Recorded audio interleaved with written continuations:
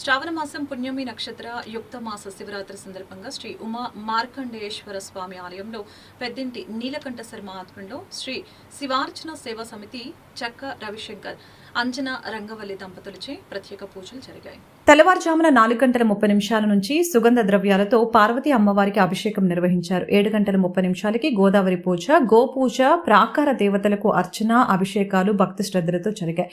స్వామివారికి గణపతి పూజ, ఋత్విక వర్ణ మహాన్యాస పూర్వక ఏకాదశి రుద్రాభిషేకం, అమ్మవారికి లక్ష కుంకుమార్చన జరిగింది. సాయంకాలం లక్ష పత్రి పూజ, ధూప ప్రాకార సేవలు, నీరాజనం, మంత్రపుష్పములు, తీర్థ ప్రసాదములు, వేద ఆశీర్వచనం నిర్వహించారు. భక్తులు స్వామి అమ్మవార్లను దర్శించుకొని తీర్థ ప్రసాదాలు స్వీకరించారు.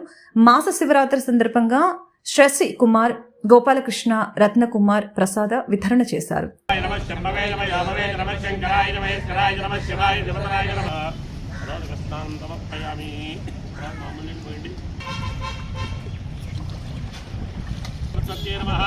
గోదావరీ దేవ్యై నమః.